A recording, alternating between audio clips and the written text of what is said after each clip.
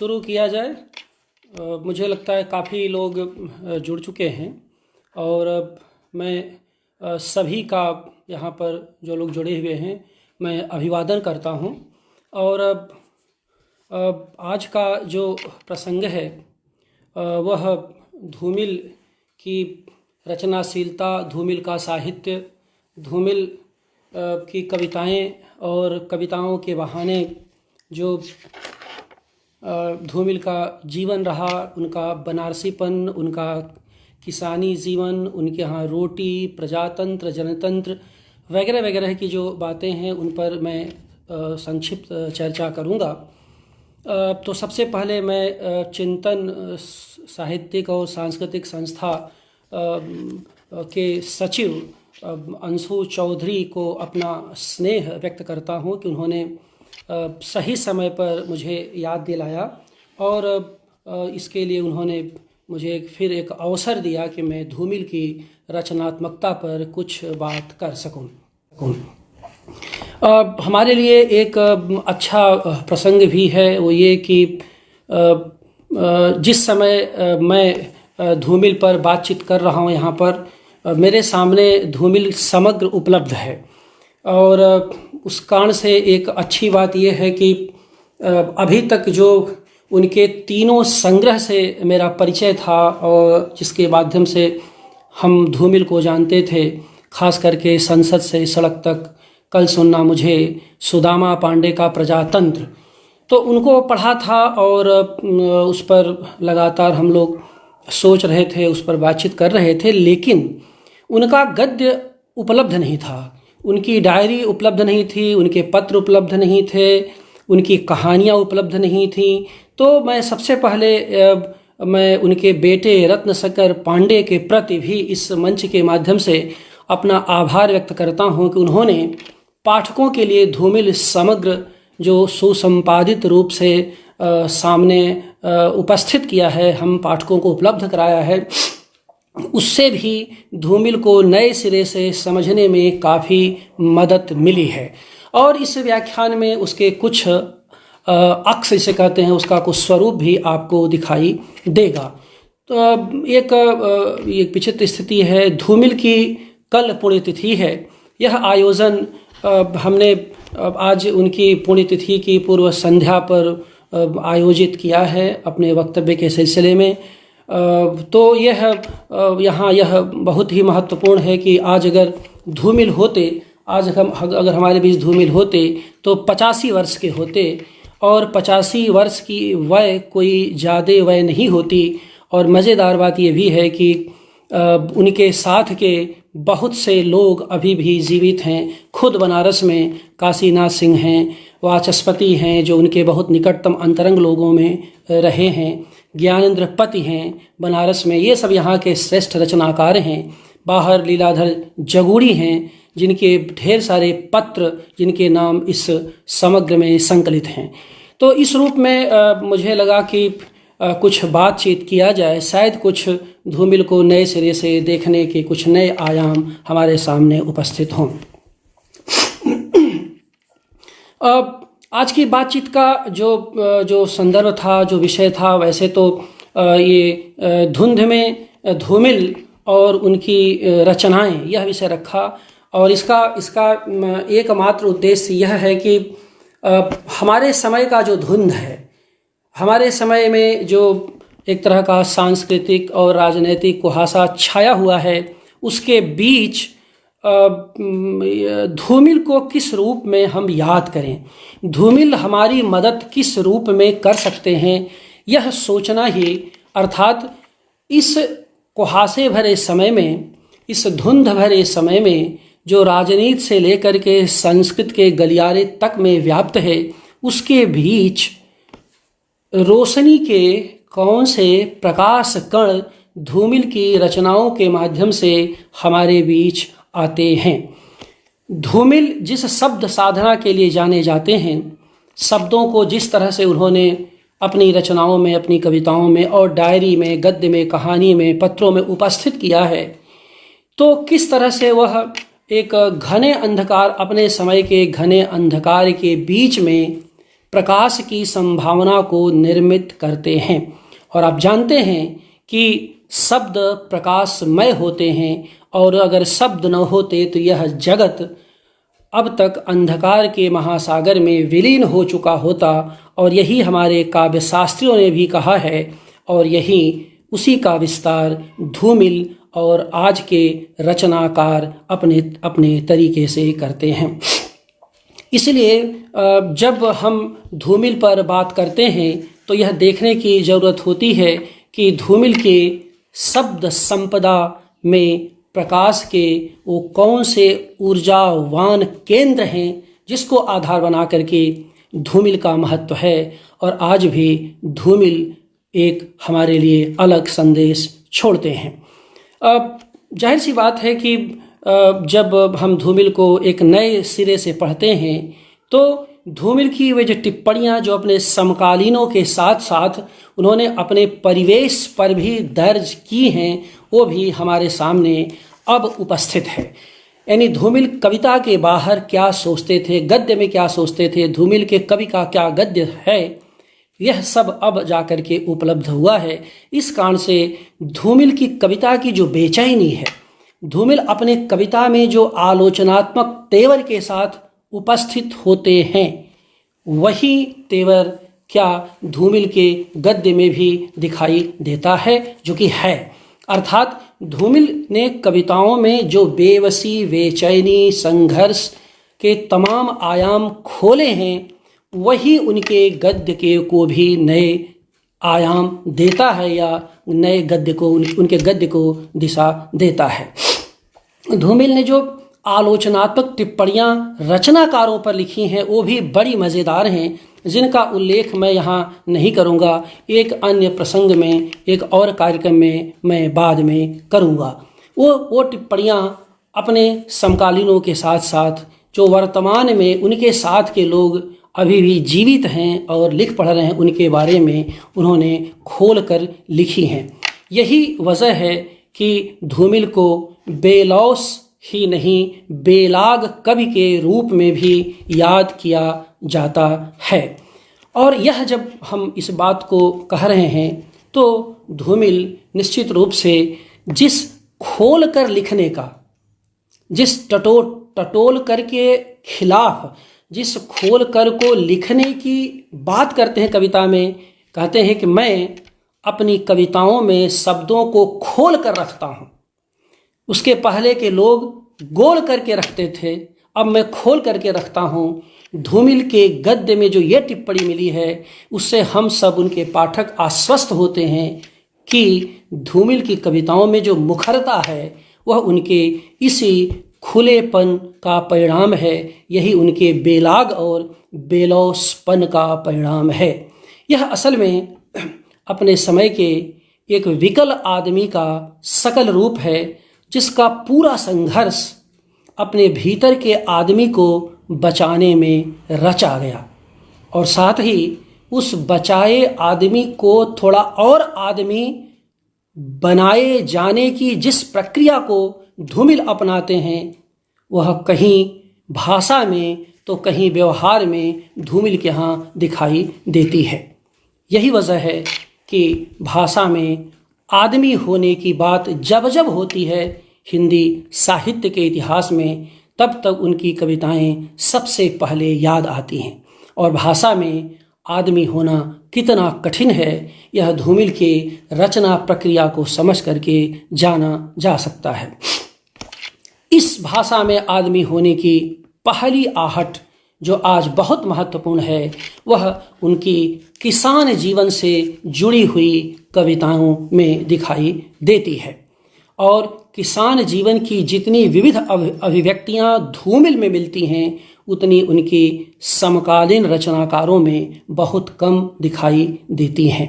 आज जब दिल्ली की सीमा पर, दिल्ली के चारों तरफ किसान आंदोलनरत हैं और संसद चुप है, तब धूमिल धुंध में हमें रोशनी देते हैं, हमें प्रकाश पुंज से परिचित कराते हैं। धूमिल के यहाँ वैसे भी गांव और किसान प्रमुखता से उपस्थित हैं, जो प्रजातंत्र को समझते भी हैं और उसे प्रश्नांकित भी करते हैं। याद रखने की बात हमारे लिए यह है कि प्रजातंत्र को समझना और उसे प्रश्नांकित करना, जो विशिष्टता धूमिल के यहाँ दिखाई देती है उसके केंद्र में किसान हैं, गांव हैं और मजदूर हैं। धूमिल प्रजातंत्र में तंत्र की इस ताकत के सामने प्रजा के स्वाभिमान व आज़ादी के साथ खड़े होने वाले रचनाकार रहे हैं, लेकिन उनके लिए यह प्रजा लगातार जो अमूर्त होती गई है उसे अपनी कविताओं और गद्य के माध्यम से मूर्त बनाने की वह लगातार कोशिश भी करते हैं। इसी कोशिश में वह प्रजा को लगातार कविता के माध्यम से ताकत भी देते हैं, और यह जो ताकत मिलती है प्रजा को, वही धूमिल की कविताओं की भी ताकत है। और इसी सिलसिले में धूमिल लगातार तंत्र की कमजोरियों की शिनाख्त भी करते हैं। इसलिए धूमिल अपनी कविताओं में किसान के माध्यम से खेतों की आवाज़ सुनते हैं। यही उन्हें किसान कवि भी बनाता है, क्योंकि किसान भी तो खेतों की आवाज़ ही सुनता है। यानी धूमिल जिस तरह से किसान खेतों की आवाज़ सुनते हैं, उसी तरह धूमिल भी सीधे किसान के माध्यम से खेतों की आवाज़ सुनते हैं। इसीलिए धूमिल को मैं एक किसान कवि के रूप में आज के दिन याद करता हूँ। 1966 में लिखी उनकी एक टिप्पणी है जो धूमिल समग्र के भाग 3 में संकलित है। उसमें वे लिखते हैं, राजनीतिक दलों के बाहर कोई आवाज़ है जो खो गई है, वह खेतों की आवाज़। ध्यान दें, राजनीतिक दलों के बाहर कोई आवाज़ है जो खो गई है, वह खेतों की आवाज़ है। मशीन की घरघराहट और पसीने से परेशान मजदूर की आवाज़ है। अब आप देखिए कि मशीन की घरघराहट और पसीने से परेशान जो मजदूर की आवाज़ है, धूमिल किस तरह से वह खेतों की आवाज़ के संदर्भ से उसकी शिनाख्त करते हैं। स्पष्ट है कि धूमिल वर्चस्ववादी राजनीति व पूंजीवादी मशीन ने खेतों और मजदूरों की आवाज़ को जिस तरह से अनसुनी कर दिया था, उसे सुनने की कोशिश करते हैं। प्रजातंत्र के भयानक कोलाहल में यह आवाज़ कहीं खो सी गई है। धूमिल अपनी कविताओं में इसी आवाज़ को पाना चाहते हैं। इसलिए उनकी कविताएं खेतों की आवाज़ की पुनर्वापसी की कविताएं हैं। खेतों की आवाज़ की पुनर्वापसी की कविताएं हैं। वे खेतों से भरे उस गांव को ठीक करना चाहते हैं जो चुनाव के शोर में संसद की कार्यवाही से बाहर निकाले गए वाक्य की तरह तिरस्कृत है। शब्दों पर ध्यान दिए, संसद की कार्यवाही से निकाले गए वाक्य की तरह तिरस्कृत है। ये धूमिल है।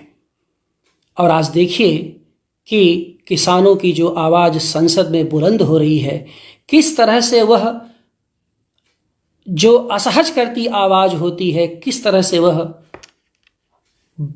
संसद की कार्यवाही से बाहर की जाती है।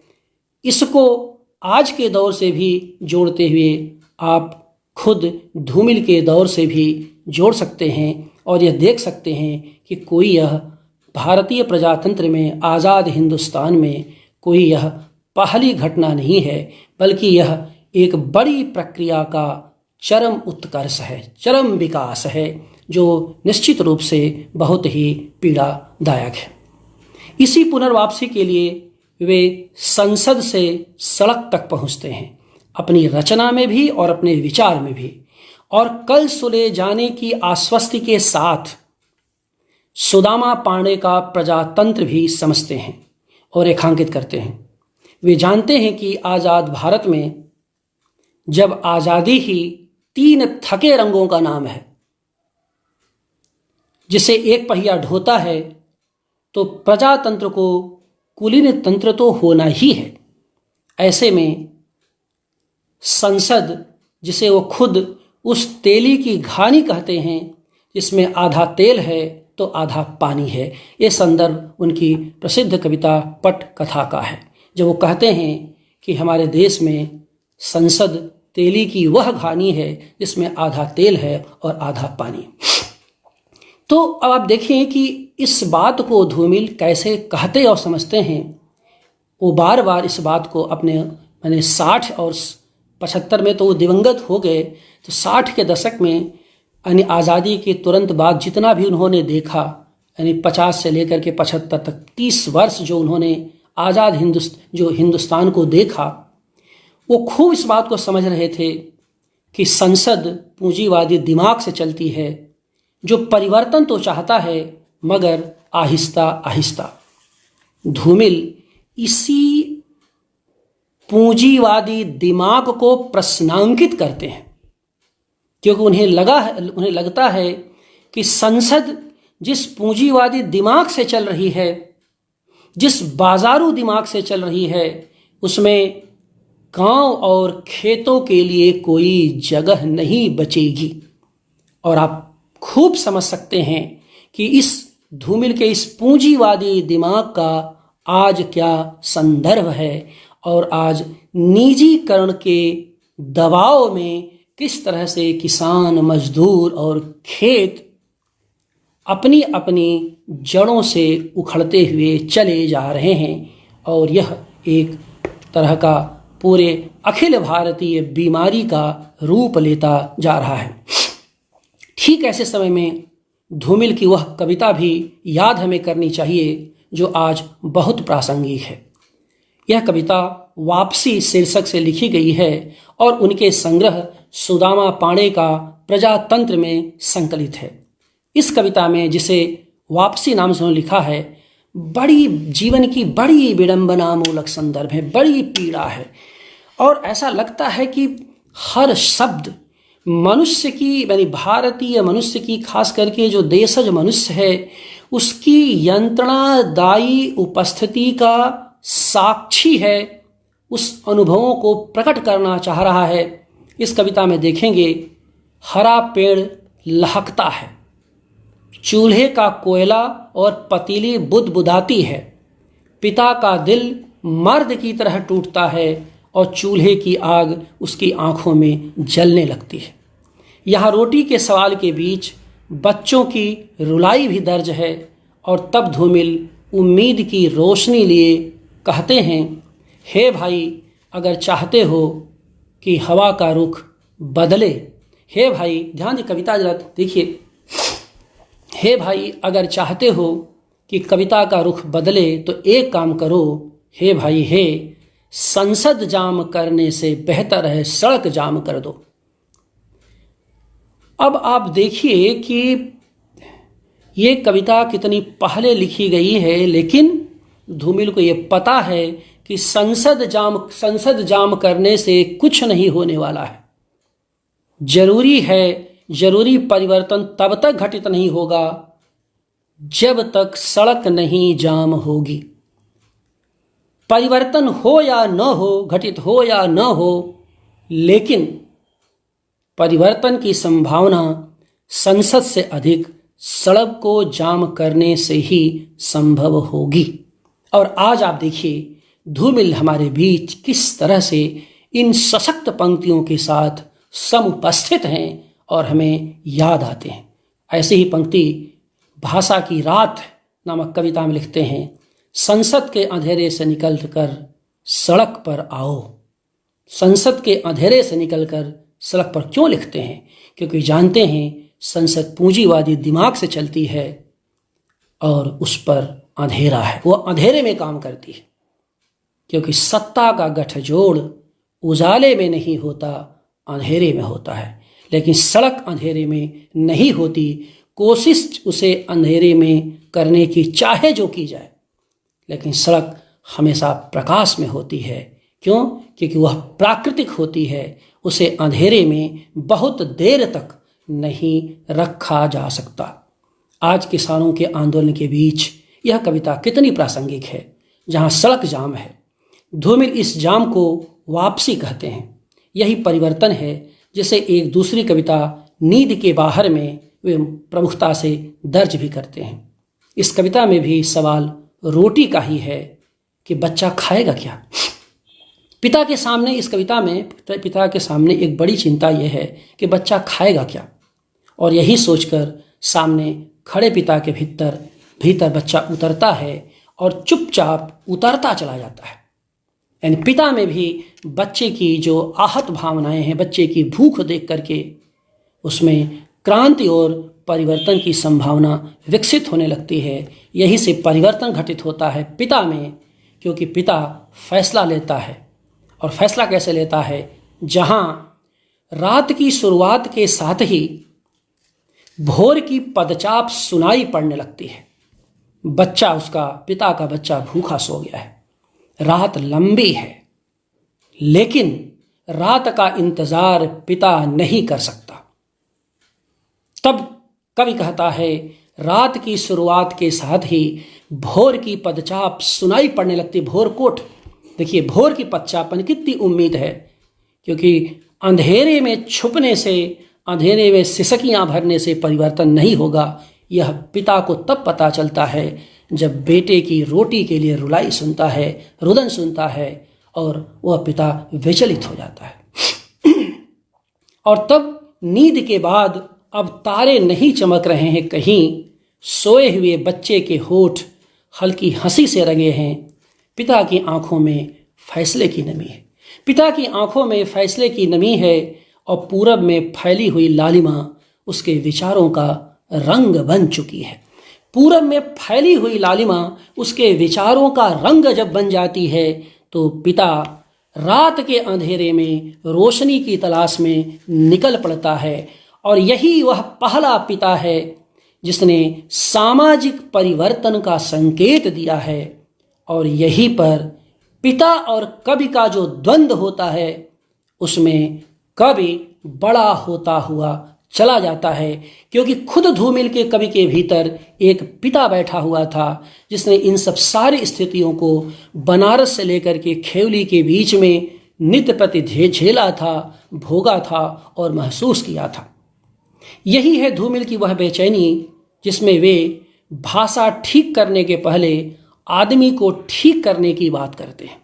अब आप देखिए, भाषा ठीक करने के, जहाँ पर भाषा का सवाल गोल मटोल टटोल वगैरह वगैरह चल रहे थे, धूमिल कहते हैं नहीं, भाषा के ठीक करने के पहले मैं आदमी को ठीक करना चाहता हूँ। यह आदमी को ठीक करना वह संकल्प है जिसमें परिवर्तन की भावना छुपी हुई है। यहाँ स्पष्ट है कि पिता का यह फैसला एक कवि का फैसला भी है जिससे उम्मीद की रोशनी है। धूमिल के यहाँ गांव, खेत, रोटी, बच्चा, भूख का सवाल अब एक नागरिक पिता के फैसले के निर्णायक बिंदु तक पहुंच चुका है, क्योंकि पिता की भूमिका में स्वयं कवि को भी लगता है कि इतनी हरियाली के बावजूद, देखिए एक कविता, ये जो कविता पंक्तियां धूमिल की पढ़ते समय जो कहा गया कि वक्तव्य हैं, नारे हैं, संत्रास है, तमाम तरह की जो अराजकता है, लेकिन धूमिल जब कल सुनना मुझे में इस बात को दर्ज करते हैं, आज तुम नहीं सुनोगे कल सुनोगे, तो मुझे असल में वो जो उनका संग्रह कल सुनना मुझे में जो उनका संकल्प है कि आज नहीं तो कल सुनोगे, आज वह जो स्वर सुनाई दे रहा है, तो मुझे लग रहा है एक ईमानदार कवि जो भाषा में शब्दों से खेलता नहीं, वो भाषा में शब्दों को जीता है। जब वह संकल्प लेता है, जब वह कुछ कहता है, तो कितना वह अनागत और आगत के क्रम से बंध जाता है और कितना भविष्य की संरचना को देख लेता है। वो कहते हैं, एक कविता हरित क्रांति नाम की कविता है जो सुदामा पांडे का प्रजातंत्र में संकलित है। इतनी हरियाली के बावजूद अर्जुन को नहीं मालूम कि उसके गालों की हड्डी क्यों उभर आई है, उसके बाल सफ़ेद क्यों हो गए हैं। लोहे की छोटी दुकान में बैठा हुआ आदमी सोना अब ये पंक्ति इतनी मार्मिक है, लोहे की दुकान में बैठा हुआ आदमी सोना और इतने बड़े खेत में खड़ा आदमी मिट्टी क्यों हो गया है? यह सवाल धूमिल का है। यानी लोहे की छोटी दुकान सिंबल है लोहे की छोटी दुकान में बैठा हुआ आदमी सोना, माने एक छोटी दुकान पर बैठा हुआ आदमी सोना हो रहा है और एक बड़े खेत में खड़ा हुआ आदमी मिट्टी होता जा रहा है। ये जो बाइनरी में धूमिल देखते हैं, सोना और मिट्टी को, दुकान और खेत को, यह धूमिल की दृष्टि, काव्य दृष्टि का पता देता है। साफ है कि धूमिल दुकान व खेत, सोना और मिट्टी की बाइनरी में किसान को समझते हैं और बैठे आदमी व खड़े आदमी के बीच की बढ़ती दूरी को कविता में नापने की कोशिश करते हैं। तो ये जो बैठे आदमी व खड़े आदमी के बीच की दूरी है, उसे धूमिल का कवि कविता में जिस तरह से नापता है वह आज भी बहुत प्रासंगिक है। और यही कारण है ये कि जो धूमिल यह कोशिश करते हैं, यही कोशिश उनकी द्वारा जो की गई है, उसका परिणाम है कि धूमिल अपने समय में ही नहीं, आने वाले समय में भी एक अन्यतम कवि के रूप में दिखाई देते हैं।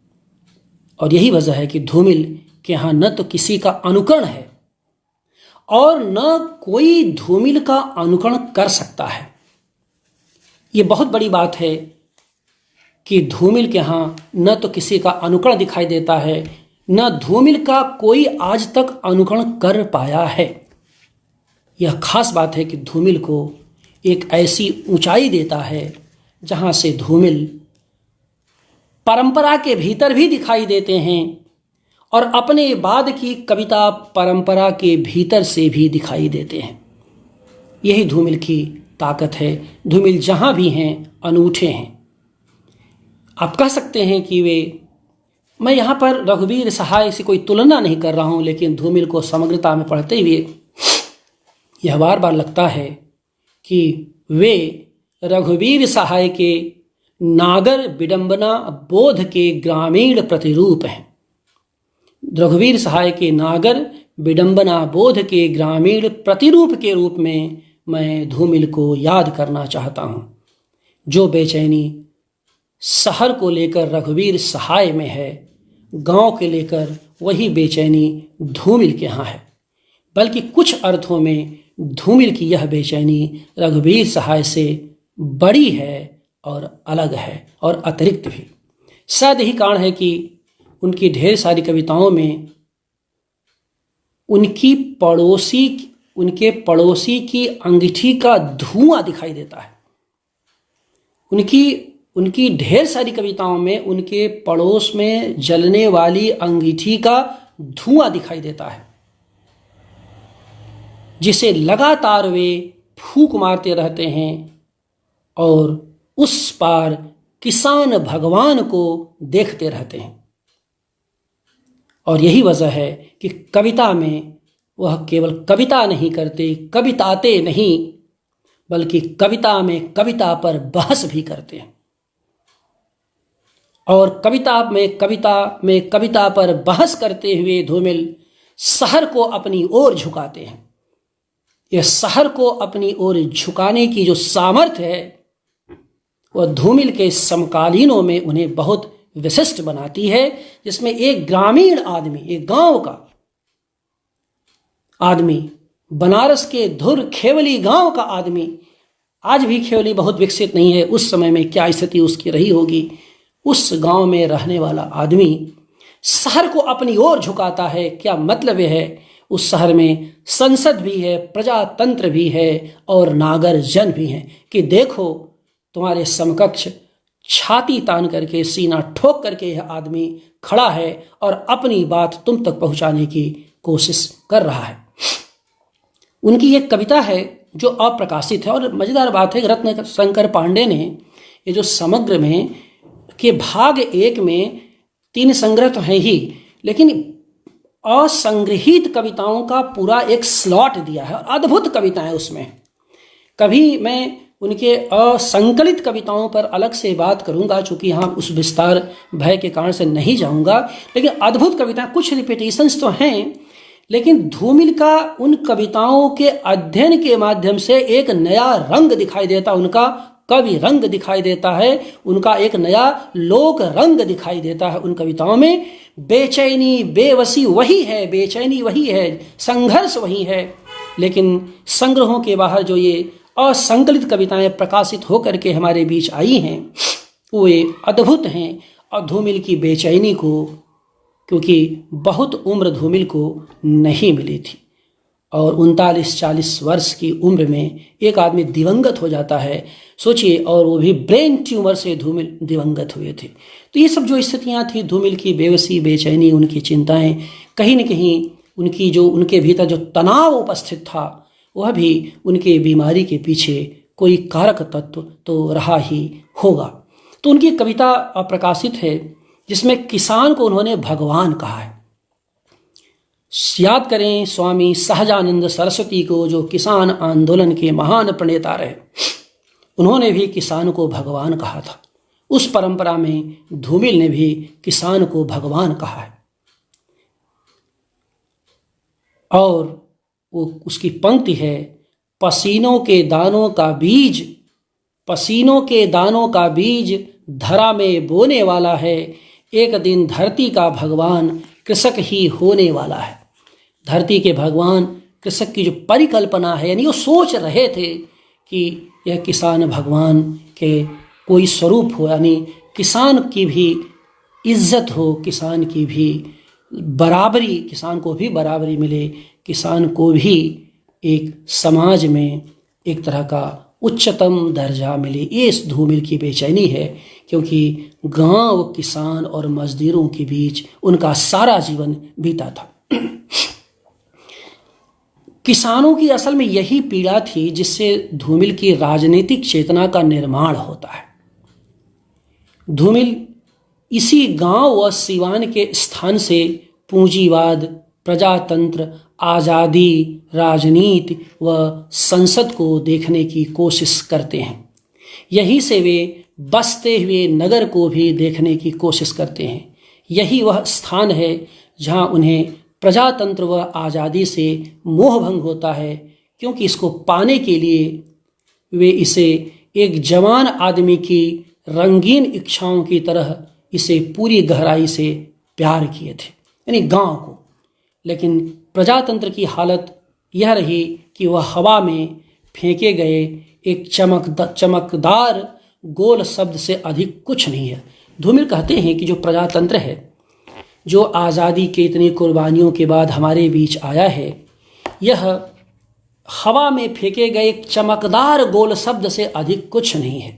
यानी देखने में जितना ही सुंदर दिखता है उतना ही अपने व्यवहार में कुरूप है। यह धूमिल की एक तरह की समझ थी। क्यों?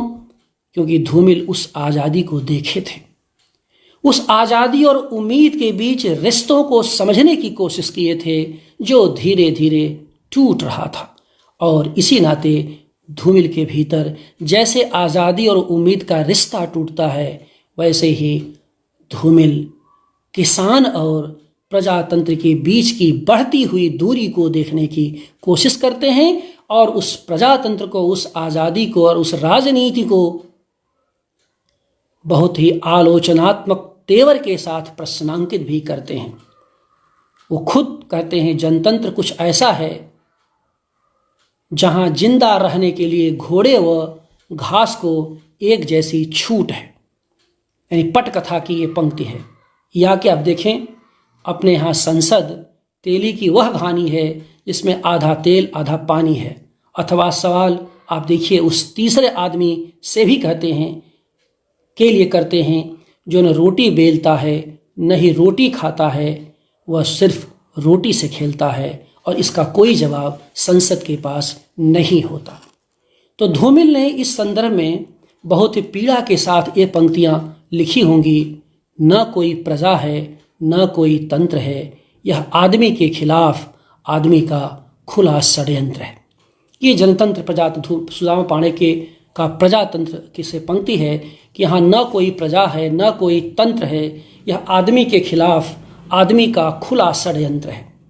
इसी तरह की पीड़ा को निष्कर्ष देते हुए ये एक जगह लिखते हैं, यह कैसी आज़ादी है, इसको सोच सोच उदास हुआ, जैसे किसी रेलगाड़ी में जगह तो मिली लेकिन पाखाने के पास।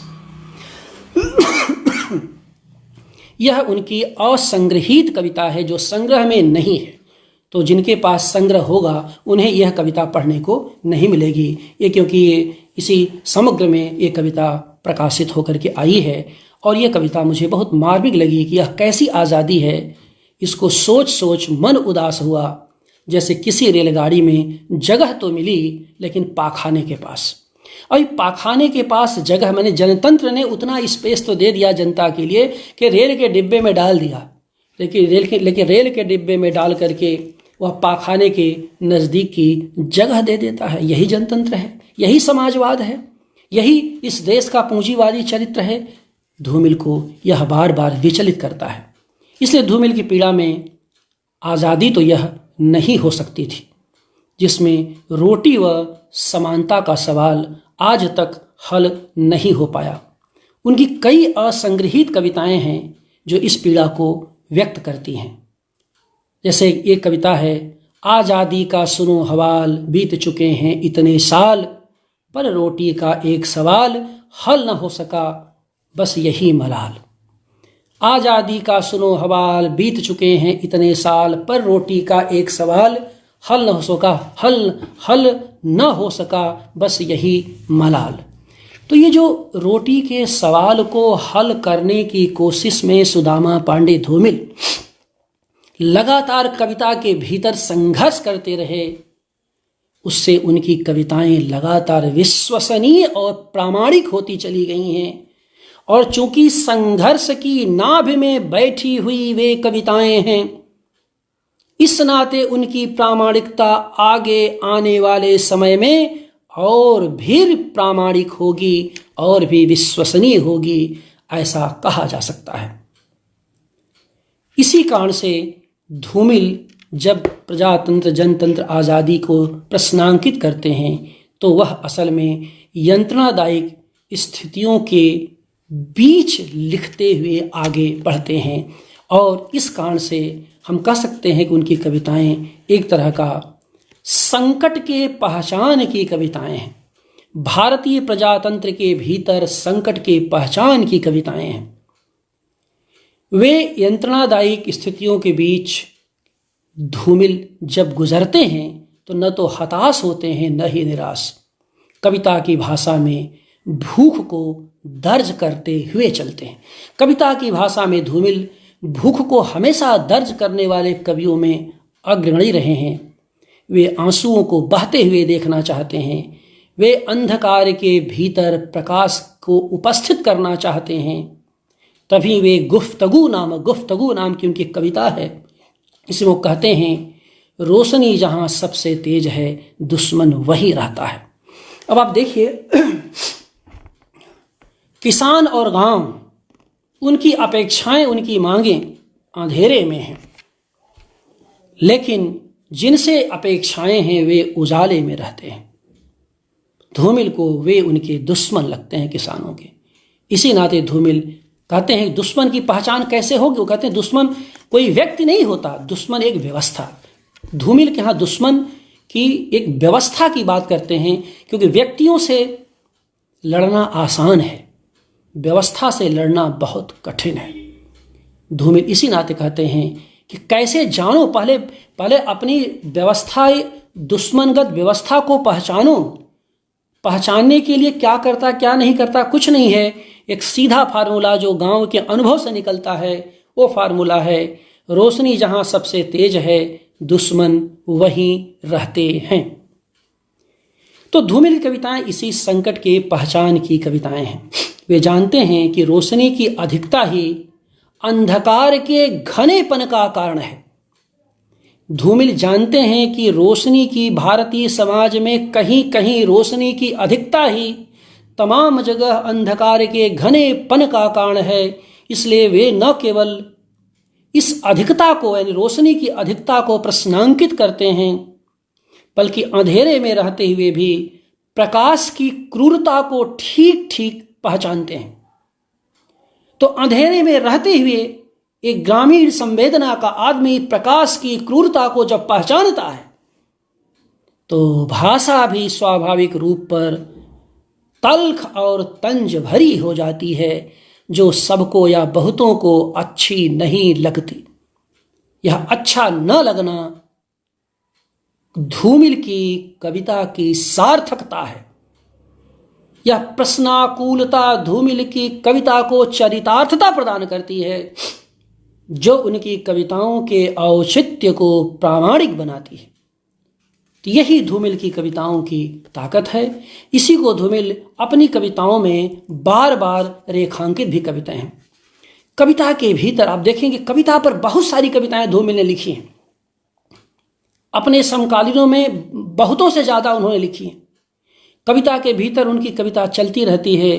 वे कविता को लिखते भी हैं और उसे समझते भी हैं, और यही असल में सच्चा कवि धर्म भी होता है, जो केवल आंख मूंद करके कविताएं लिखते जाते हैं और कविताओं की न समझ विकसित करते हैं, न विकसित करने की कोई कोशिश करते हैं। वे नकली और अरुचिपूर्ण ढंग की कविताएं लिखते हुए काल के कहीं न कहीं, काल के प्रवाह में कहीं न कहीं विलीन हो जाते हैं। धूमिल इन प्रवृत्तियों से बचते हैं, कम से कम तभी अपने को रचते हैं। और इसका कांसा यह है कि सत्ता जैसे जैसे आज़ाद भारत में संवेदना से दूर होती गई है, धूमिल वैसे वैसे कविता में संवेदना के करीब होते गए हैं। वे गद्य व पद्य दोनों जगह कविता की उपस्थिति व सक्रियता को लेकर मुखर हैं। जैसे उनकी डायरी के हिस्से आपके सामने कुछ बड़े महत्वपूर्ण डायरी के हिस्से हैं। कविता को एक कमज़ोर लेकिन गुर्राने वाली आवाज़ में मान, एक डायरी में एक जगह लिखते हैं कि कविता को एक कमज़ोर मगर गुर्राने वाली आवाज़ मानता हूँ। दूसरा है कविता की असली शर्त भाषा में आदमी होना। ये सब डायरी के हिस्से हैं। यही कारण है कि इस आदमी होने में धूमिल का कवि लहूलुहान होता है, जिसे धूमिल भी समझते हैं। 22 जुलाई 1971 की एक डायरी है जिसमें वो लिखते हैं, मैं जिस कागज़ पर कविता लिखता हूँ उसे तुम देखोगे तो मालूम कर सकोगे कि उस पर बूचड़ के ठीहे से ज़्यादा निशान है। अब आप देखिए, जिस कागज़ पर कविताएं लिखते हैं वो खुद इस बात की घोषणा करें, बता रहे हैं तुम देखोगे उस पर तो बूचड़ के ठीहे से ज़्यादा उस कविता में निशान है। यानी ये समझते हैं कि कितनी बार वो कवि के रूप में कटे हैं, खुद को काटे हैं, और तब जाकर के एक कविता को समाज के बीच बांट सके हैं। तो काटने, काटने और बांटने के बीच का जो संबंध धूमिल स्थापित करते हैं, उसे हम लोगों को समझना चाहिए, और उसे नई पीढ़ी तक यह बात पहुँचे उसकी हमें कोशिश भी करनी चाहिए। इसी कारण कविता को, कि धूमिल हमेशा कविता को एक जवाब देही मानते हैं, जो समकालीन आदमी की विपन्नता को समझने की सर्वाधिक कोशिश में विकसित होती है। इस कोशिश में धूमिल का कवि चीखता भी है, जूझता भी है। यह जूझना उन्हें मुक्तिबोध से अलग करता है, जहाँ संघर्ष तो है लेकिन इससे जूझने वाली प्रतिध्वनियाँ कमज़ोर हैं। मैं जो कहना चाहता हूँ, मुक्तिबोध उनके समय के बड़े कवि हैं, मुक्तिबोध को पसंद भी करते हैं, लेकिन मुक्तिबोध की प्रक्रिया में जब मैं धूमिल को पढ़ा और धूमिल को समझने की मैंने कोशिश की तो लगा कि धूमिल के यहाँ जूझना ज़्यादा है, और यह जूझना धूमिल को मुक्तिबोध से भी अलग करता है, जहाँ संघर्ष तो है मुक्तिबोध में लेकिन इससे जूझने वाली प्रतिध्वनि मुक्तिबोध के यहाँ कमज़ोर है। नहीं, जूझने की प्रतिध्वनि जिस तरह से धूमिल के यहाँ दिखाई देती है वह उस तरह से मुक्तिबोध के यहाँ दिखाई नहीं देती। यह जूझना ही धूमिल की उम्मीद का कारण है। कविता उनके लिए इसीलिए लिखा भी है कई जगह, उनकी डायरी में, उनके पत्रों में है कि कविता उनके लिए उस गांव के उस पशु की तरह है जिसके गले से लिपटकर सब ओर से निराश एक किसान अपने दुख को कमजोर कर देता है। जब आप चारों तरह से निराश हो जाते हैं, कोई आपकी बात सुनता नहीं, तो आप जानते हैं कि हम लोग जो गांव के लोग होते हैं, उनका जो पशु होता है, जो गाय बैल होते हैं, उससे लिपट करके ही कुछ अपना दुख कम कर सकते हैं।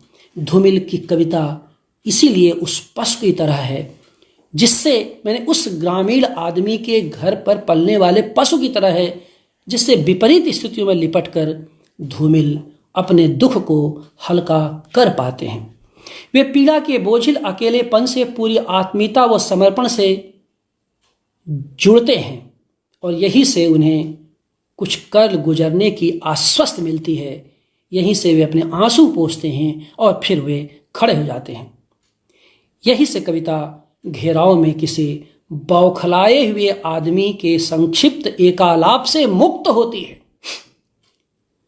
यानी जो मुक्तिबोध कहते हैं, कविता घेराव में किसी बौखलाए हुए आदमी का संक्षिप्त एकालाप है। यही से खुद कविता के शिल्प को तोड़ते हैं धूमिल, और तब उस चमत्कार की तरफ मुड़ते हैं जिसमें खुद वो कहते हैं, कविता पर बहस शुरू करो और शहर को अपनी ओर झुका लो। कविता पर बहस शुरू करो और शहर को अपनी ओर झुका लो। यही वह स्थान है जहां धूमिल की कविता अकेले को सामूहिकता देती है और समूह को साहसिकता। धूमिल की कविता का ये मैं एक केंद्रीय आधार मानता हूँ खुद के समझने के लिए। वो उनका एक तरह का गुरुत्व केंद्र है, यही सेंटर ऑफ ग्रेविटी है धूमिल कविताओं की समझ के लिए, मैं अपने लिए, जिसमें वह अकेले को सामूहिकता देते हैं और समूह को साहसिकता, अर्थात अकेले को साहसिकता प्रदान करते हैं। क्यों? क्योंकि सामूहिकता बगैर साहसिकता के अपंग और अपाहिज हो जाएगी। तो सामूहिकता को साहसिकता प्रदान, अकेले को सामूहिकता और सामूहिकता को साहसिकता प्रदान करने का जो गौरव धूमिल को हासिल है, वह किसी को भी हासिल नहीं है। यह जो अकेले को साहसिकता देने की बात है, यही धूमिल के कवि को औचित्य प्रदान करता है। जहाँ कविता तो बनती है भाषा से, लेकिन उसको जीवन मिलता है औचित्य से। औचित्य की इसी सामाजिकता के कारण धूमिल अपने भीतर के अंधकार से लड़ते हैं और इसी लड़ने में सारी उम्र बीत जाने की बात करते हैं। सारी उम्र यानी औचित्य की सामाजिकता को पाने में धूमिल सारी उम्र बीत जाने की बात करते हैं। पता नहीं कितनी रिक्तता थी जो भी मुझ में होकर गुजरा रीत गया, पता नहीं कितना अंधकार था मुझ में, मैं सारी उम्र चमकने की कोशिश में बीत गया। ये जो कंटिन्यूअस टेंस है, जो निरंतरता, मैं सारी उम्र चमकने की कोशिश में बीत गया, यह चमकने की कोशिश क्या है? क्या संपन्न होना चाहते हैं ये धूमिल? क्या धूमिल अपने परिवार, अपने घर की विपन्नता से मुक्त होना चाहते थे? नहीं। सारी उम्र चमकने की कोशिश में बीत जाना, मैंने कविता को लगातार निरंतर ताकत प्रदान करते हुए अंतिम मनुष्य को मुक्त करने की कोशिश करना, जहां रोटी और संसद के बीच किसी प्रकार का कोई तनाव न दिखाई दे। तो यह जो धूमिल की कोशिश है, वही उनके कवि का दाय है और वही उनको किसी भी कवि संप्रदाय से अलग करता है, एकदम अलग और विशिष्ट बनाता है। कविता में इसीलिए वे स्वरूप साक्षात्कार के कवि नजर आते हैं। धूमिल कविता में स्वरूप यानी अंतर वस्तु के स्वरूप साक्षात्कार के कवि नजर आते हैं, जिसके बारे में दंडी ने, यानी महान काव्यशास्त्री दंडी ने 7वीं सदी में काव्यादर्श में लिखा था, रूपम साक्षात ऋणवती, रूप का साक्षात खुल जाना। यहीं से स्वाभाविकता की परिकल्पना निर्मित होती है, जिसे नामवर सिंह ने सपाट बयानी के रूप में व्याख्यायित किया आगे चल करके। तो जिस स्वाभाविकता की बात होती है, जिसमें रूप का रूपम साक्षात ऋणवती, रूप का साक्षात खुल जाने की बात होती है, भारतीय मानस में जाने अनजाने चाहे अनचाहे धूमिल उसी की परंपरा में खुद को वे न्यस्त करते हुए दिखाई देते हैं। और ऐसा करते हुए धूमिल काव्य के देवत्व की छवि को ध्वस्त करते हैं। काव्य के देवत्व की छवि को ध्वस्त करते हैं। जो राजनीति भय नहीं, भय के अफवाह से समाज को चलाती है, उसे वे समझते हैं। आज देखिए, राजनीति में भय से ज़्यादा भय का अफवाह मूल्यवान हो गया है। और यह धूमिल 1970 में कह रहे हैं कि भय से भयानक भय का अफवाह है। आज आप देख सकते हैं कि किसान आंदोलन के बीच जो कीलें धसाई गईं, वो कीलें भय से ज़्यादा भय के अफवाह को निर्मित की। और उसमें हम सब ने देखा बात कि कैसे वह हमारी आंखों को चुभ रही थी। उनसे नुकसान हुआ नहीं हुआ वो बात की बातें हैं, लेकिन जो भय का वितान रचा गया, धूमिल उसको बार बार प्रश्नांकित करते हैं। क्यों? क्योंकि भय का विज्ञापन आधुनिक राजनीति को सबसे ज्यादा भाता है। और कोई भी सत्ता हो, कोई भी व्यवस्था हो, यह सत्ता और व्यवस्था के स्वभाव में निर्मित है कि भय ही नहीं, भय का विज्ञापन करो। और भय का विज्ञापन केवल किसान और मजदूर और रोटी के सवाल पर नहीं होता, महामारियों में भी होता है। भय से ज्यादा भय का विज्ञापन, जिस महामारी से हम लोग गुजरे हैं या गुजर रहे हैं, आपने देखा होगा कई स्थितियों में जितना भय कोरोना का था, उससे अधिक उसको विज्ञापित किया गया। धीरे धीरे जनता ने उसको सहा, लहा, और उम्मीद है कि अब धीरे धीरे उससे हम लोग जल्दी ही बाहर निकल जाएंगे। तो इसलिए धूमिल अपनी हर कविता में, अच्छा मज़ेदार बात है, धूमिल अपनी हर कविता में एक दूसरा आदमी के रूप में दिखाई देते हैं। हर कविता में एक दूसरे आदमी के रूप में दिखाई देते हैं। और यही दूसरा आदमी उनकी कविताओं में शिल्पगत नाटकीयता और कथ्यगत सामाजिकता को आधार देता है। यानी दूसरा आदमी जो उनके भीतर लगातार बैठा हुआ है, अपने ही आदमी का जो प्रतिपक्ष बैठा हुआ है, वह उनकी कविताओं में शिल्पगत नाटकीयता और कथ्यगत सामाजिकता को आधार देता है। और ऐसा इसलिए है कि धूमिल इस बात को समझते हैं कि जब रोशनी ही गहरे अंधकार में डूबी हो, तब अंधकार को ही रोशनी बनाना उचित है। यहाँ वे महादेवी, अच्छा बार महादेवी का उन्होंने जिक्र भी किया है उनकी डायरियों में, और बहुत रोचक टिप्पणी की है कि महादेवी बहुत पढ़ी लिखी हैं, बहुत अच्छा बोलती हैं, लेकिन महादेवी कुछ कुछ गुरुवाइन जैसी बोलती हैं। ये मुझे इतनी हंसी आई उस टिप्पणी को पढ़ करके। जाहिर सी बात है कि अगर वो समग्र में ही दर्ज है कि महादेवी से प्रभावित बहुत हैं, और महादेवी के भाषणों से का उन्होंने जिक्र भी किया है। ऐसा लगता है, लेकिन जिस धूमिल का जो स्वभाव था, कहते हैं कुछ कुछ गुरुवाइन जैसी बोलती हैं। तो इस तरह से, और ये मैं उस टिप्पणी को पढ़ते हुए मैं अपने समकालीन, मेरे सामने तमाम चेहरे याद आए जो बहुत पढ़े लिखे हैं, लेकिन बोलते हैं तो बहुत ही एक तरह के एक गुर्डम के दायरे में बोलते हैं। तो वो बड़ी मज़ेदार टिप्पणी है। तो खैर, तो मैं यहाँ कहना चाहता हूँ कि ये जो अंधकार को ही रोशनी बना करके, अंधकार को ही रोशनी बनाने की सामर्थ्य निराशा में, यानी अधिकतम निराशा में अधिकतम आशावाद को ही बढ़ावा देती है। और यह प्रेरणा कहीं न कहीं, मतलब यह स्थिति धूमिल को महादेवी वर्मा से जोड़ती है। यद्यप देखिए दोनों अलग प्लेटफॉर्म पर हैं। महादेवी एक रोमांटिक मनोवृत्ति की कवियत्री रही, खास करके दीपशिखा के गीतों के ठीक पहले तक उनकी स्थिति वैसे नहीं। दीपशिखा अपने को खूब बदला, खूब जम के बदला, और गद्य में तो पूरा ही अपने को बदल दिया। और धूमिल तो आप जानते हैं कि छायावादी जो रोमांटिक जो भावात्मकता उसके सख्त खिलाफ थे, बल्कि उससे विद्रोह करके ही समकालीन कविता में अपना एक नया मुहावरा वो दे पाए हैं। क्योंकि जो सांस्कृतिक गुणम की भाषा थी, जो अभिजात्य भाषा थी, उसको नीचे जमीन पर उतार करके गांव किसानों की तरफ जोड़ दिया।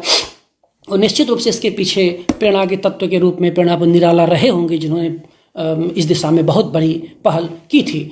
तो यहाँ पर महादेवी की बात मैं इसलिए कर रहा हूँ कि महादेवी के तमाम गीतों में, खास के दीपशिखा गीत में, वो एक जगह उनका एक वाक्य आता है कि धूल की इस वीण में मैं तार हर तिड़का मिला दूं। तो महादेवी ने इस बात को रेखांकित किया है कि जब बहुत निराशा होती है, मेरे पास कुछ नहीं रहेगा, तो मैं धूल को ही वीणा बना करके बजाने की सामर्थ्य रखूंगी, लेकिन स्त्रियों को, मैंने आधी आबादी को मुक्त करके रहूंगी या उनके मुक्त की दिशा में पहल करूंगी। तो यही धूमिल भी अंधेरे को रोशनी बनाने, अंधेरे को ही रोशनी, भाई ठीक है सत्ता व्यवस्था कोई स्पेस नहीं दे रही, हम अंधेरे को ही रोशनी बना लेंगे, देखता हूं कैसे कोई रोक लेता है। यही धूमिल का शब्द के भीतर वह स्फोट है जिसके माध्यम से वे महादेवी की तरह ही एक दुर्दशाग्रस्त मानव समुदाय में कविता पहुंचाने से पहले आदमी पहुंचाने की बात करते हैं। महादेवी ने भी दीपशिख चिंतन के क्षण की भूमिका में महादेवी ने इस बात को लिखा है कि जिस समाज का बहुलांश दुर्दशाग्रस्त हो, वहां कविता पहुंचाने से ज्यादा जरूरी है आदमी को पहुंचाना। धूमिल लगभग उसी वाक्य में, उसी अर्थ में अपनी बात करते हैं जब धूमिल लिखते हैं कि बार बार मैं मनुष्य को, समाज में मनुष्य को यानी आदमी को पहुंचाने की बात करता हूं। यही कारण है कि धूमिल कविता में शब्दों को खोल कर रखते हैं, जो नई कविता द्वारा गोल कर रखे गए शब्दों से उन्हें अलग करता है। तो इस स्वभाव के कारण ही उनका कवि अपने भीतर के आदमी को लेकर बराबर सक्रिय और सजग रहा है। वे अपनी हर कविता में थोड़ा अधिक आदमी हो जाते हैं, और यही उनकी मंशा भी रही कि कविता में थोड़ा अधिक आदमी होने की कोशिश में ही उनकी सारी कविताएं लिखी गईं, सारा संघर्ष उनका रचा गया, और यही उनकी कविता को ताकत भी देता है, और यही उनकी कविता को अपने समय की तमाम तरह की फुसफुसाहटों से बचाता है। तो इस क्रम में मैं ये कह सकता हूँ कि धूमिल की कविताएं फुसफुसाहट के खिलाफ बड़ी बगावत की कविताएं हैं। धूमिल की कविताएं फुसफुसाहट के खिलाफ बड़ी बगावत की कविताएं हैं। यही उनकी ग्रामीण भास्वरता है जिसके बगैर धूमिल को नहीं समझा जा सकता। धूमिल अपनी कविताओं में लगातार गांव के उस आदमी की तरह हैं जो कुछ भी धीरे से नहीं बोलता। पूरा रूपक ही, उनके व्यक्तित्व का पूरा रूप विधान ही गांव और खेत से बनता है। तो उस कविता में भी उस आदमी की तरह आते हैं जो गांव का आदमी, जो कभी धीरे, आप जानते गांव कोई भी आदमी धीरे नहीं बोलता, और इसको अपने डायरी में दर्ज भी किया है कि गांव के आदमी की जोर से बोलने की आदत होती है, क्योंकि एक सिरे से दूसरे सिरे तक उसे बात को पहुंचाना है। धूमिल कहते हैं कि वह मेरी स्वाभाविक विशेषता है जोर से बोलना। तो कविता में लगातार गांव के उस आदमी की तरह होते हैं जो कुछ भी वो धीरे से नहीं बोलता। यही ग्राम्य विशेषता उनकी कविताओं में स्वाभिमान, स्वाधीनता व संघर्ष का वितान रचती है। उनकी कविताओं में जो शंका व आक्रामकता के तत्व दिखाई देते हैं वे इसी ग्रामीण आदमी की समझ से विकसित हुए हैं। इसी के सहारे वे कविता के ढांचे को भी तोड़ते हैं, क्योंकि यहाँ उन्हें अपनी निकट की स्थितियों को पहचानना होता है, जिस कारण पीड़ा के अनुभव की तीव्रता के साथ संवेदना की गति भी उनके यहाँ तीव्र होती है। धूमिल के यहाँ जो पीड़ा के अनुभव की तीव्रता है वही उनके संवेदना की गति की तीव्रता भी है, और ऐसे अवसरों पर भावुकता उनकी चरम पर पहुंच जाती है, और इसी कारण उनके भीतर का कवि बहुत हठीला हो जाता है। कह सकते हैं कि धूमिल का कवि बहुत हठीला कवि है। धूमिल एक हठीले कवि हैं। धूमिल बहुत जिद्दी कवि हैं। किसी भी बात को जोर से कहना चाहते हैं, और ये उपेक्षा करते हैं कि वह बात उतनी ही तेजी से पहुंचे जहां पहुंचाना चाहते हैं, लेकिन वह बात अपने बस का तो होता नहीं कवि के लिए। वो पहुंची कि नहीं पहुंची, जब नहीं पहुंचते और उसकी प्रतिध्वनि को सुनना चाहते हैं, लेकिन जो प्रतिध्वनि को सुनाई नहीं पड़ता, तो धूमिल बहुत विचलित और विक्षुब्ध होते हैं। यह विक्षोभ और विचलन धूमिल की कविताओं में कहीं कहीं दिखाई भी देता है। इसलिए धूमिल की कविताएं एक सही आदमी के हठ की कविताएं हैं। इसलिए वे अपनी कविताओं को भाषाहीन करते हुए चलते हैं, जिसका आशय केवल इतना है कि प्रसाद पंत व अज्ञेय की तुलना में वे एक वैकल्पिक भाषा की तलाश करते हैं जहां सुंदरता से अधिक क्रियाशीलता है। धूमिल सुंदरता से ज़्यादा क्रियाशीलता के कवि हैं और ये क्रियाशीलता ही धूमिल की आधुनिक मनोवृत्ति का परिचायक है। अपनी इसी क्रियाशील भाषाई विधान के कारण अपने समकालीनों में धूमिल ज़्यादा आधुनिक दिखाई देते हैं। इसी कारण उनके शब्दों में बासीपन की बदबू नहीं, ताजेपन की सुगंध दिखाई देती है, जो कई बार बड़ी तीखी होती है। और ऐसा इसलिए भी होता है कि वे अपनी कविताओं में गांव के लेखपाल से ज़्यादा गांव के ग्राम समाज की भूमिका में होते हैं। आप जानते हैं गांव का जो लेखपाल होता है बड़ा भयानक होता है, किसकी पैमाइश कहाँ कर देगा कुछ ठिकाना नहीं रहता। तो धूमिल गांव के लेखपाल को पसंद नहीं करते, गांव के ग्राम जो सेवक होता है, ग्राम सेवक, उसको पसंद करते हैं, जो किसान की बुआई और मड़ाई तक अंतिम स्थिति तक पहुंचा रहता है या साथ देता रहता है। इसी प्रक्रिया में धूमिल की कविताओं में खरोंच भी अधिक दिखाई देती है और ऐसा लगता है कि धूमिल बबूल के खेतों से निकलने की कोशिश में बहुत सारी खरोंचें सह रहे हैं। जो आदमी बबूल के वन से गुजरा हो या बबूल के वन के आसपास रहा हो, वही इस बात को समझ सकता है कि धूमिल उस बबूल वन से निकलने की कोशिश में जो खरोंचें सहते हैं, वही उनकी संवेदना को ताप देती है और तीव्रता भी। बगैर इसको समझे धूमिल को हम नहीं समझ सकते। इसलिए उनकी कविता में जो ललकार है वह इसी खरोंच सहे सही आदमी का बयान है। आदमी का नहीं, खरोंच सहे सही आदमी का बयान है, जो सत्ता के लिए एक समानांतर सरकार है। धूमिल किसी भी सत्ता के लिए एक समानांतर सरकार हैं। उनके कविता के अनुभव उनके भुखमरी के दिनों के अनुभव हैं। वे अनुभवाश्रित कवि होने से अधिक अंतर्निहित कवि है। उनका कवि अनुभवाश्रित होने से अधिक अंतर्निहित काव्य बोध से संचालित है, जिसका इतना ही मतलब आप समझिए कि कविता ही उनके लिए जीवन है और यही उनके जीवन की उचित कार्यवाही भी है। भोजपुरी समाज का जो भी पिछड़ापन है, मैं पूरा समग्र लौटते पलटते देख रहा था कि हम लोग भोजपुरी भाषी हैं और भोजपुरी व्यवस्था से जुड़े हुए हैं। धूमिल भी भोजपुरी भाषी हैं। भोजपुरी को लेकर के धूमिल की क्या चिंताएं हैं भोजपुरी, तो भोजपुरी समाज के पिछड़ेपन पर भी उन्होंने कहीं कहीं कुछ लिखा है, कुछ टिप्पणियां दर्ज की हैं। और भोजपुरी समाज का जो पिछड़ापन है वह भी धूमिल के यहाँ दिखाई देता है। वो भोजपुरी के मुहावरे को समझते हुए अपना एक स्वतंत्र मुहावरा अर्जित करते हैं। एक असंग्रहित कविता है जो किसी संकलन में नहीं है, उनकी कविता, उन्हीं कविता जो असंग्रहित कविताओं के भीतर संकलित है, उसकी एक कविता है गांव, जिसमें लिखते हैं चेहरा चेहरा डर लगता है, घर बाहर अवसाद है। चेहरा चेहरा डर लगता है, घर बाहर अवसाद है, लगता है यह गांव नरक का भोजपुरी अनुवाद है। लगता है यह गांव नरक का भोजपुरी अनुवाद है।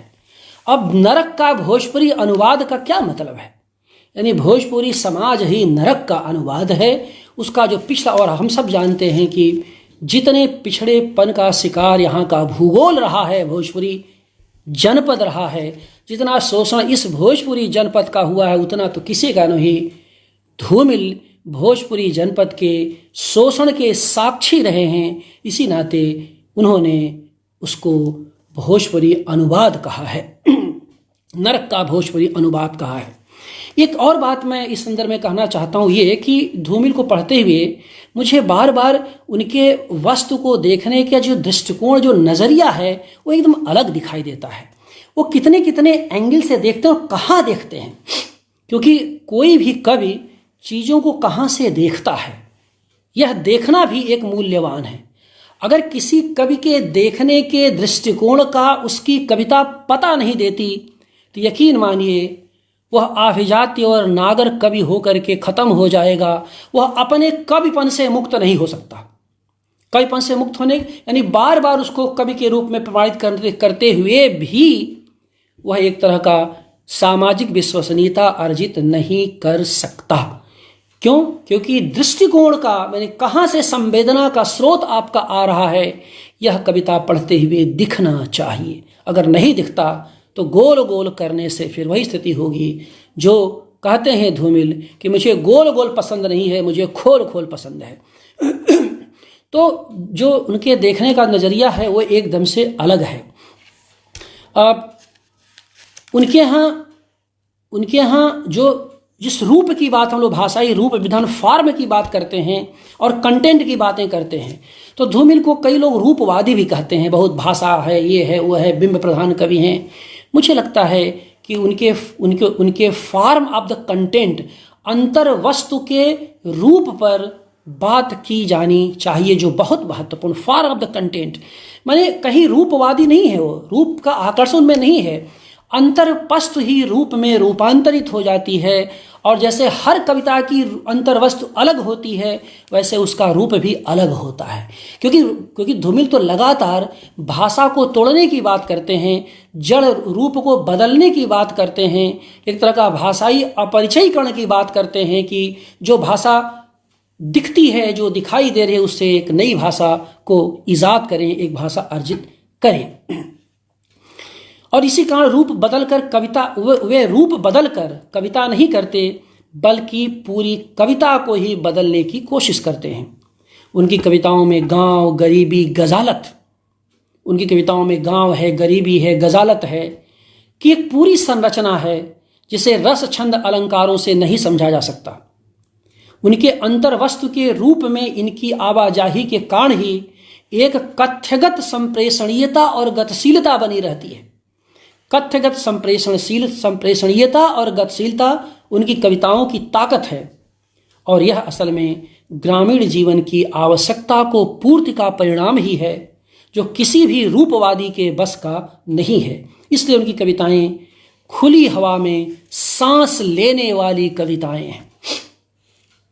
खुली हवा में सांस लेने वाली कविताएं हैं। तमाम लोग अपनी कविता के रूप पर चढ़ बैठते हैं। धूमिल अपनी कविता के रूप पर कभी चढ़कर नहीं बैठते, वो खुली हवा में सांस लेने का लगातार विकल्प देते हैं। इसीलिए धूमिल के यहाँ दृष्टि के साथ अंतर्दृष्टि बड़ी मूल्यवान है, और ये जो अंतर्दृष्टि मिलती है वही उनको अपने परिवेश और समाज से जोड़े रहती है। इसलिए वस्तुओं को देखने का उनका अंदाज बहुत अलग है। बहुत सारे संदर्भ हैं, बहुत सारे, उनको मैं अभी जिक्र उसका नहीं करूँगा, और यही विशेषता उनके काव्य के साथ गद्य में भी दिखाई देती है। अब आप देखिए, जैसे कुछ एक संदर्भ देख आगे बढ़ूँगा, मैं 10 मिनट और बोलूँगा मैं। ये आप देखिए कि आदिकवि वाल्मीकि का संदर्भ है। आदिकवि वाल्मीकि जिनको मां निषाद प्रतिष्ठाम त्वं गवः शाश्वती समा का श्लोक रचने कारण महान और पहला कवि माना गया, जरूरी भी है। लेकिन आदिकवि वाल्मीकि की नज़र जो है क्रौच पक्षी के जोड़े की मृत्यु पर टिकती है। लेकिन अगर धूमिल के नज़रिए से देखा जाए तो क्रौच पक्षी के जोड़े के मृत्यु से अधिक उस पेड़ की चिंता धूमिल के यहाँ है जिस पर वो क्रौच पक्षी बैठे हुए हैं।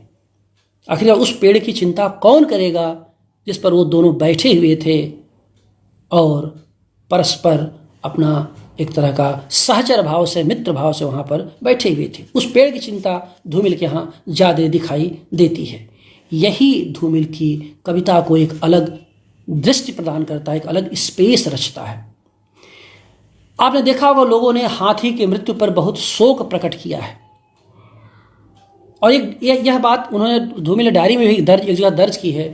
तो धूमिल लिखे हैं कि हाथी की मृत्यु तो बहुतों ने देखी, लेकिन उस महावत की मृत्यु पर किसी ने एक आंसू भी नहीं बहाए, जो हाथी के मृत्यु के पश्चात तिल तिल कर मरता है, लेकिन जिसकी तरफ किसी का ध्यान नहीं जाता। यह धूमिल की कविता की दृष्टि है। मोचीराम कविता में जो उनकी प्रसिद्ध कविता है, धूमिल यही तो करते हैं। लोग जूता देखते हैं, धूमिल का कवि उस अदद आदमी को देख रहा है जो दूध जूते के तल्ले से बाहर झांक रहा है। मुझे हमेशा लगता है कि जो कवि इस वैकल्पिक ढंग से सोचता है वही अपने भीतर थोड़ा अधिक आदमी रह पाता है। यही होना असल में धूमिल होना है। तो इस देखने के प्रसंग में धूमिल की डायरी में एक मुझे संदर्भ मिला। वो बड़ा मज़ेदार संदर्भ है। बनारस की विश्वनाथ गली है जहाँ बाबा विश्वनाथ आजकल मुक्त हो रहे हैं, तो उनका बहुत ही एक नया मंदिर बन रहा, अच्छे से उसको रेनोवेट कर रहे हैं और पक्का महल उसके सामने तोड़ दिया गया है। तो वो जो बनारस गली की, वहाँ छोटी छोटी सामान बनारस की जो लोग विश्वनाथ गली से परिचित है जानते हैं, वहाँ रोज़मर्रा की सामानें आज भी मिलती है, तब भी मिलती रही। वो बहुत कई सालों से वहाँ वो एक बड़ी मार्केट है।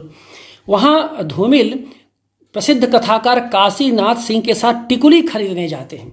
ये टिकुली शब्द लिखा उन्होंने डायरी में, वो बड़ा मज़ेदार प्रसंग है। कहते हैं कि काशी आए, मेरे साथ चले और हम लोगों ने अपनी मतलब पत्नी के लिए टिकुली खरीदा।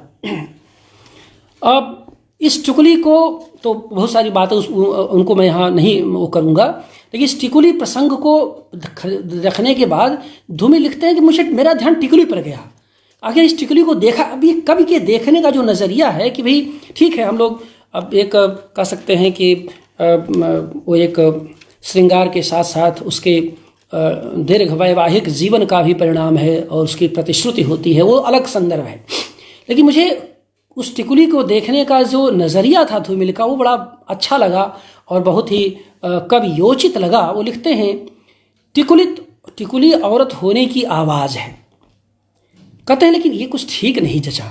मैंने लिख तो दिया टिकुली औरत होने की आवाज़ है, लेकिन बात को जची नहीं, यह कथन कुछ ठीक नहीं। फिर लिखते हैं, दरअसल टिकुली मादा रक्त में खुलने वाले दरवाजे के आई होल का ढक्कन है। क्या अद्भुत वाक्य लिखा है धूमिल ने। टिकुली मादा रक्त में खुलने वाले दरवाजे के आई होल का ढक्कन है। अब इसकी व्याख्या करूंगा तो बहुत लंबा समय चला जाएगा, लेकिन ये धूमिल के संदर्भों के बारे में कहा कैसे देखते हैं। और आखिर में ये मैं कहना चाहूँगा कि इन जो कुछ बातें थी जो आपके सामने मैंने धूमिल के संदर्भ से रखी, इसके साथ साथ धूमिल के यहाँ बीमारी है, बसंत है और बनारस है। 3 ब हैं धूमिल के यहाँ, जो मैंने जिसको लक्षित किया, जिस पर कि मैं बहुत संक्षेप में संकेत करूंगा। इस पर एक अलग व्याख्यान देने की मेरी इच्छा होगी, कभी आगे उसको पूरा करूंगा। धूमिल के यहाँ बनारस है, बीमारी है और बसंत है। मैं इधर इस बीच पूरे कोरोना काल में महामारी और साहित्य के अंतः संबंधों को लेकर के सोचता और लिखता रहा हूँ। इस संदर्भ से जुड़ी हुई जो भी मेरा चिंतन है, जो भी मैंने निकाले हैं, खास करके 1000 वर्ष के साहित्य के इतिहास में, उस पर एक पुस्तक ही जल्दी ही आएगी, तो उस पर हम लोग अलग से चर्चा करेंगे। लेकिन इस संदर्भ में जो धूमिल को मैं देखता हूँ, धूमिल में बीमारी के संदर्भ तो दिखाई देते हैं, खास करके प्लेग पर उन्होंने लिखा है। महामारी के बहुत कम संदर्भ हैं।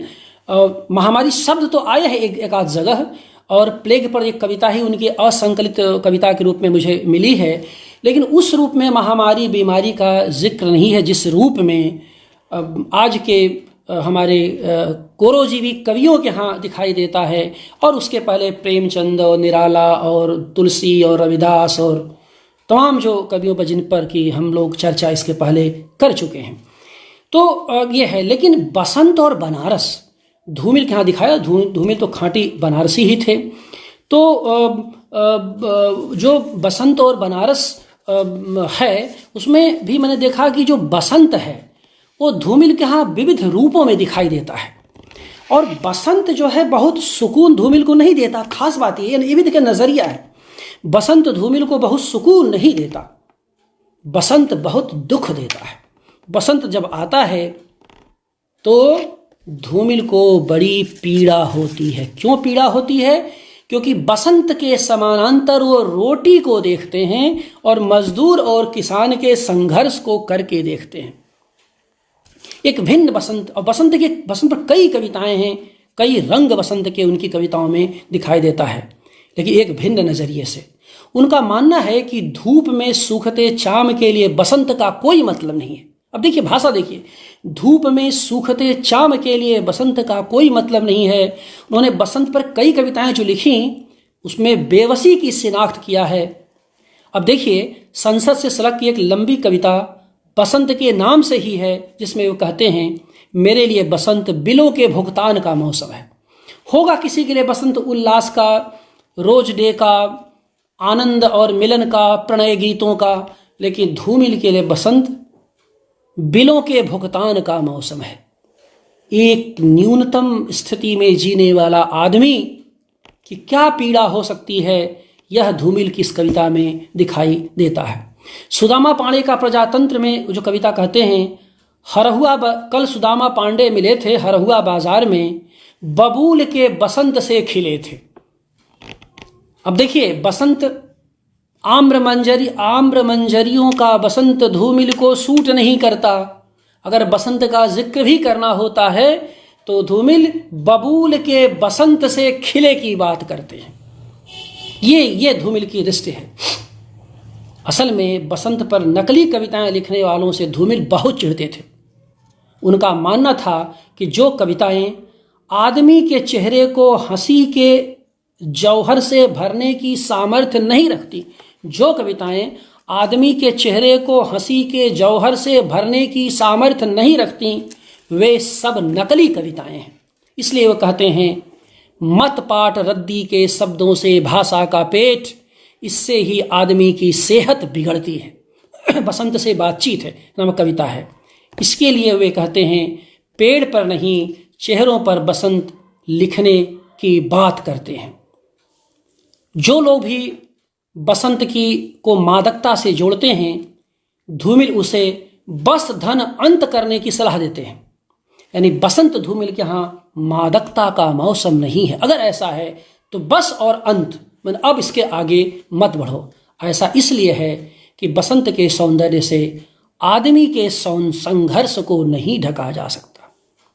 यानी बसंत का सौंदर्य दिखा करके, इस फरवरी का महीना बसंत का ही महीना है, इस बसंत के सौंदर्य को दिखा करके फूल खिले हैं, पल्लव आए, ये आए, वो आए, बड़ी खुशहाली आ गई है।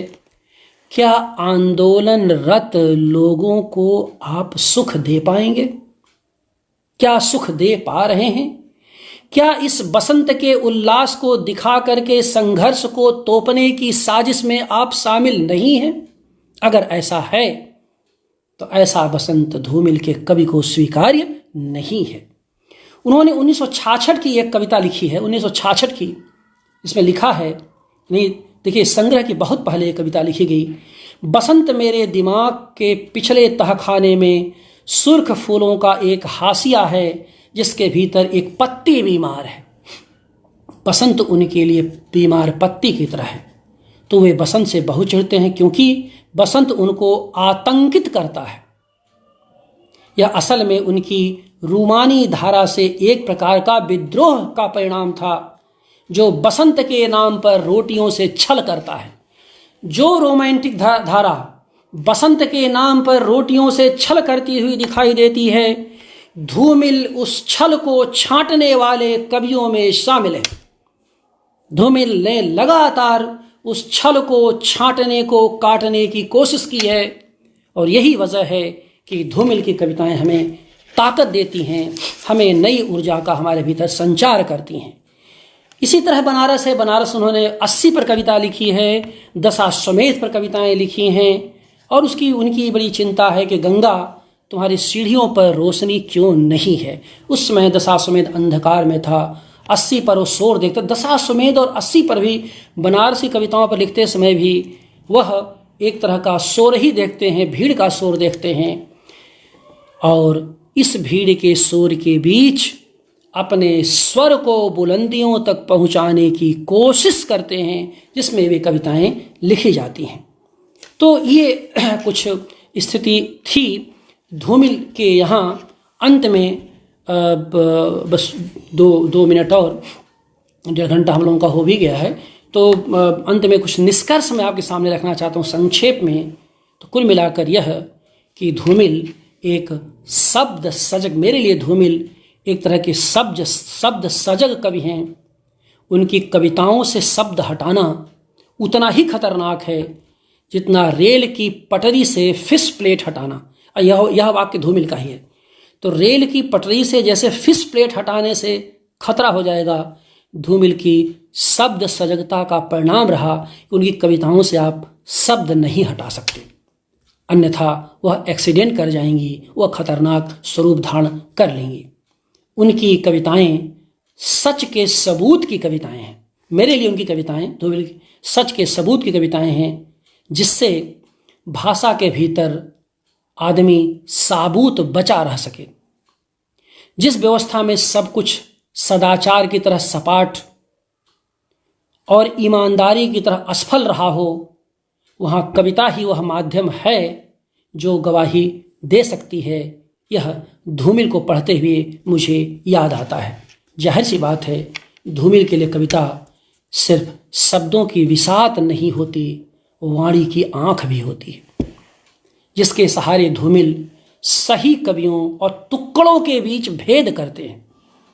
ध्यान दीजिए, धूमिल की में अपने गद्य में लगातार सही कविता और तुक्कड़ कविता के बीच भेद करते हैं और सही कविता के पक्ष में लगातार अपना ओट देते हैं। इस रूप में उनकी कविताएं सत्ता के लिए एक समानांतर सरकार की तरह हैं। अगर उनकी कविता पंक्ति को उधार लेकर कहूं तो उनकी कविताओं में मिट्टी की हरियाली का छंद है, जहां घास सदियों से अपने रौंदे जाने का इतिहास कहती है। सदियों से ठहरे हुए को हरकत में लाने की जहां कोशिश दिखाई देती है, जिससे आम मामूली को अपने अनुभव का सहभागी वे बना पाते हैं। आम जन को, जिसके माध्यम से वे आम जन को अपने अनुभव का वो सहभागी बना पाते हैं। उनके लिए कविता अक्षरों के बीच गिरे हुए आदमी को पढ़ने की कला है। उनके लिए कविता अक्षरों के बीच आदमी को पढ़ पाने की कला है।